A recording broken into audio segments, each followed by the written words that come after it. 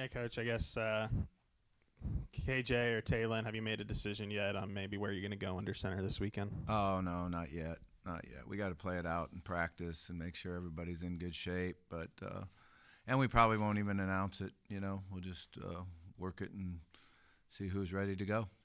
But Taylon's available from he was able to come back into the game, but just confirming he's doing fine. Yeah, he's healthy. He was given the clear to come back in the game.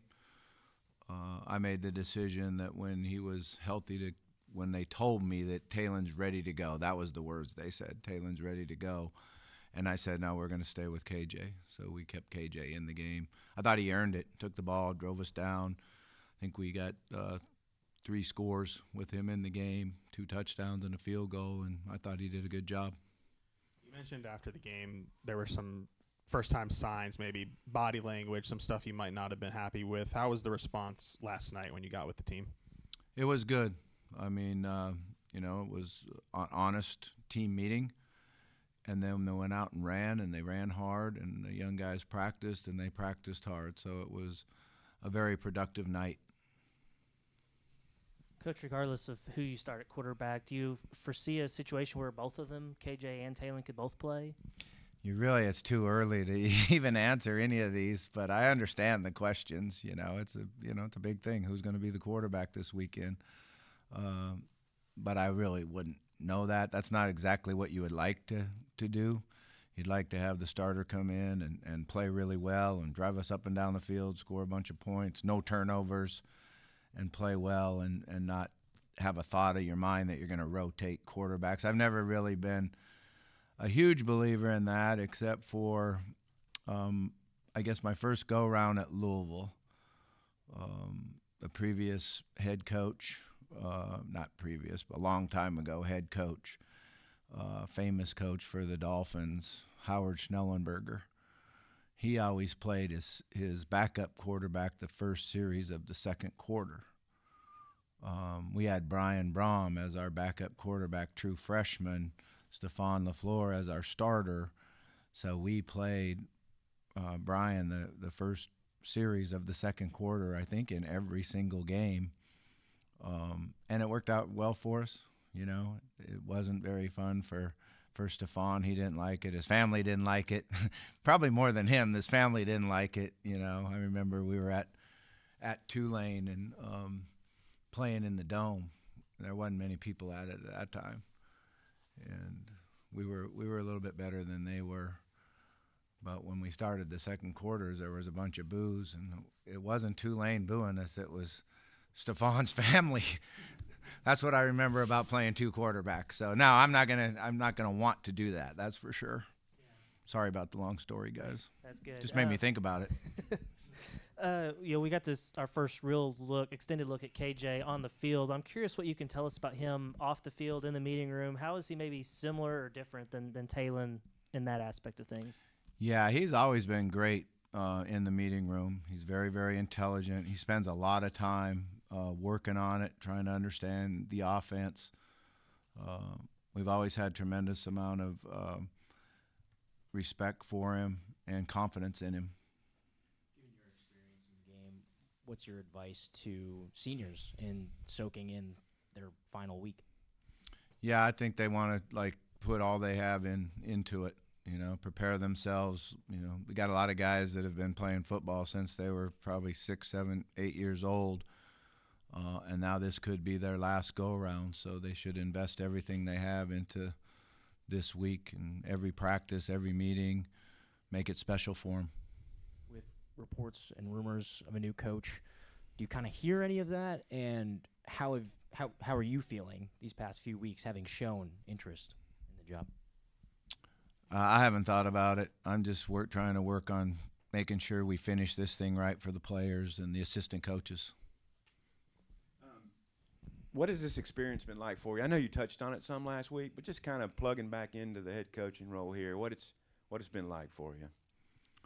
I mean, it's been difficult. I can't say it hasn't been difficult. There's a staff that was already in place. There's guys in the building that you didn't hire. You're trying to make it so everybody has a good experience. You're trying to go out and compete on the field, find ways to win. We haven't been able to do that. We've gotten very close a number of times and then just didn't follow through with it. So it hasn't been like the funnest thing I've ever done in my life, I can tell you that. But, we just tried to make it about the players and them having, encouraging them to do well. You really embraced the Texas rivalry last week. The Missouri wasn't even a thing when you were the head coach here. What do you make of this being the Thanksgiving weekend matchup for Arkansas, and what do you think of their team? Yeah, that is definitely new for me. We used to always finish this one off with LSU, which was a lot of fun. And, Missouri's done a really nice job. Their football team, they've built with the D-line, linebackers, secondary. They're very good on defense. Offensively, they've been a team that always can run wide zone, and they believe in it. They do it really well. Their running back's a very, very good player. And they've had some quarterback issues with injuries, so that they've overcome a lot. So you gotta say they've done a really nice job. There's a CBS report this morning that Chris Wilson had an incident with a player about a month ago or so. What's your take on how that all went down? Yeah, that all happened, I think it was the first week we were there. And once we had word of it, myself, Hunter, talked with both Chris and Ken. They said they were joking around, shadow boxing. Ken said he bit his lip, and people made a big deal out of it. But we both looked into it, took it very serious, met with them, each of them individually, and found that there was nothing to it. Have you had any run-in with Drinkwitz aside from last year's game? Any meetings or off field or anything like that? Did you say run-in with him? Run-in. I've never had any run-in with him.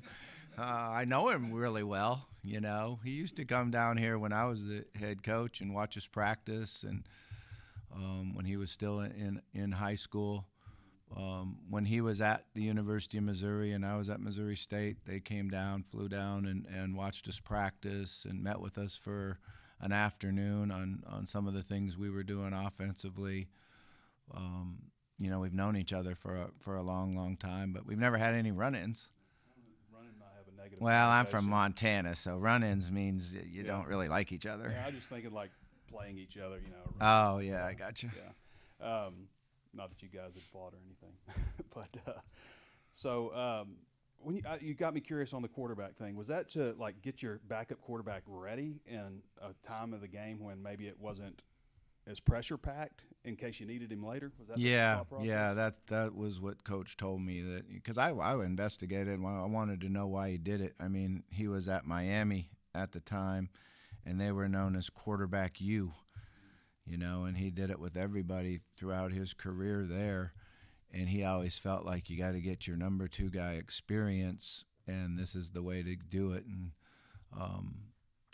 I watched this video. I talked to him a lot about it. And then I said, yeah, we got Brian Brom now. I felt like we were a really good team, but I felt like our chance to make a run at the national championship was when Brian was going to be our starting quarterback. So it was a way to get him experience. I don't know. Have you commented on Braylon, his availability this week? No, not yet. But he's got a chance, from my understanding. Met with the trainer here at 11 today, and he said he's got an opportunity. As far as his reaction to workouts tomorrow will be something that'll really decide it. Rodney should be back. He's still not feeling great, but he should be back. I don't know what sickness he had, but it put him down.